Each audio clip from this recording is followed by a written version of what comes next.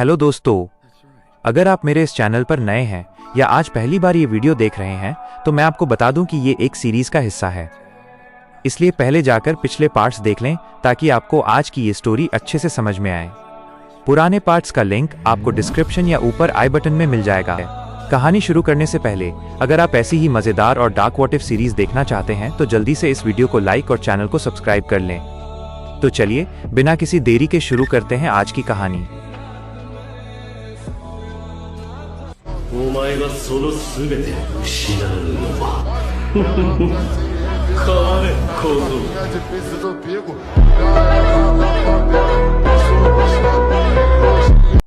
अकादमी के ग्रेजुएशन का दिन था। नरूटो क्लास में सबसे पीछे बैठा था। उसके माथे पर वो कटा हुआ हेडबैंड था जिसे देखकर बाकी छात्र फुसफुसा रहे थे। किसी को नहीं पता था कि उस रात जंगल में क्या हुआ था, लेकिन सबको यह महसूस हो रहा था कि नरूटो बदल गया है। उसकी नीली आंखों में अब शरारत नहीं बल्कि एक शिकारी की स्थिरता थी। जब टीमों की घोषणा हुई तो नरूटो को सासुके उचिहा और साकुरा हारुनो के साथ टीम 7 में रखा गया। साकुरा हमेशा की तरह सासुके के लिए दीवानी थी, लेकिन जब उसने नरूटो की ओर देखा तो उसे एक अजीब सी सिहरन महसूस हुई। नरूटो ने उसकी तरफ देखा तक नहीं, जैसे वो उसके लिए अस्तित्वहीन हो। तभी उनके नए गुरु काकाशी हता के कमरे में दाखिल हुए। काकाशी की अनुभवी आंखों ने तुरंत भांप लिया कि नरूटो के चारों ओर की ऊर्जा बहुत भारी और हिंसक है। उन्होंने टीम को छत पर बुलाया ताकि वे एक दूसरे का परिचय दे सकें। काकाशी ने पूछा, अपने सपने और अपनी पसंद के बारे में बताओ।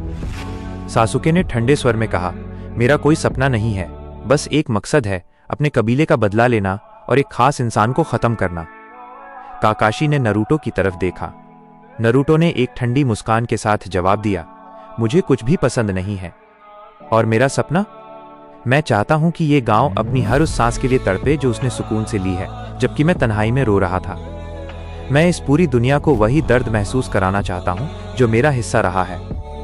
छत पर सन्नाटा छा गया। सासुके की आंखों में नरूटो के लिए एक नई प्रतिद्वंद्विता जागी, जबकि साकुरा डर के मारे पीछे हट गई। काकाशी ने माहौल को हल्का करने की कोशिश की और अगले दिन के लिए एक सर्वाइवल टेस्ट रखा, घंटी छीनने का खेल।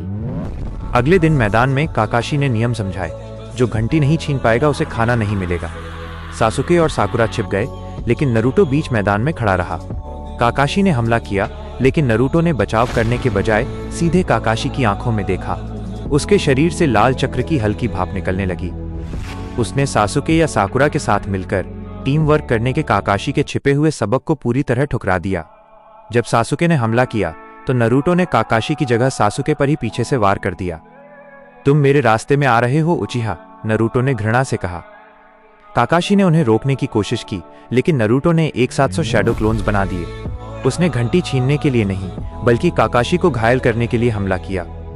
अंत में जब काकाशी ने उसे टीम वर्क के बारे में समझाना चाहा तो नरूटो ने उनके पैरों के पास थूक दिया और कहा, दोस्ती कमजोरों का सहारा है, मुझे सिर्फ ताकत चाहिए। काकाशी समझ गए थे कि उन्होंने एक निंजा को नहीं बल्कि एक जलते हुए ज्वालामुखी को ट्रेनिंग देना शुरू किया है।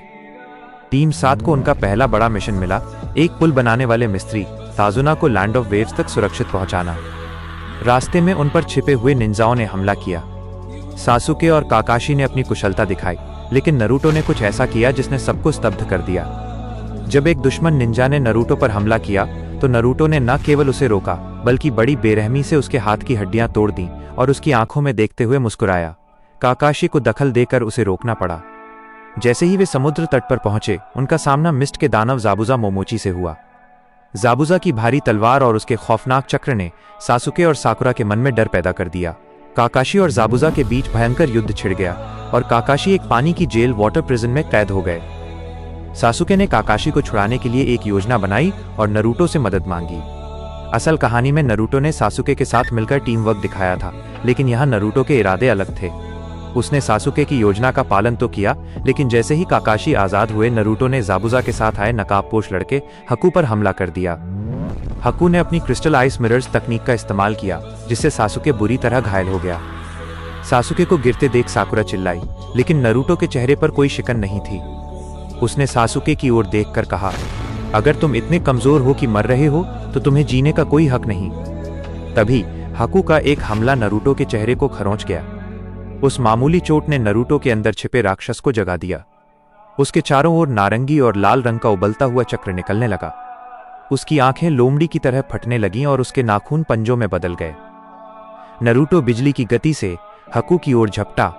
हकू के बर्फ के शीशे एक झटके में चकनाचूर हो गए। नरूटो ने हकू का गला पकड़ लिया। हकू ने अपनी हार मान ली और नरूटो से कहा कि वो उसे मार दे, क्योंकि वो अब ज़ाबुज़ा के किसी काम का नहीं रहा। काकाशी चिल्लाए, रुको नरूटो, वो अब हार मान चुका है। लेकिन नरूटो के कानों में केवल कुरामा की आवाज़ गूंज रही थी, खत्म कर दो इसे, दया कमजोरों की निशानी है। नरूटो ने एक पल भी इंतजार नहीं किया।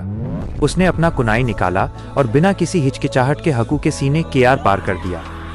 जब हकू का गर्म खून नरूटो के हाथों पर गिरा तो उसे पछतावा नहीं बल्कि एक अजीब सा सुकून महसूस हुआ। ये नरूटो द्वारा की गई पहली हत्या थी। ज़ाबुज़ा अपने साथी की मौत पर दहाड़ा, लेकिन नरूटो उसकी ओर मुड़ा और खून से सने चेहरे के साथ बोला, अगला नंबर तुम्हारा है दानव। देखते हैं किसका अंधेरा ज्यादा गहरा है। काकाशी और सासुके खौफ से देख रहे थे कि उनका अपना साथी एक ऐसे रास्ते पर निकल चुका है जहां से वापसी का कोई रास्ता नहीं था।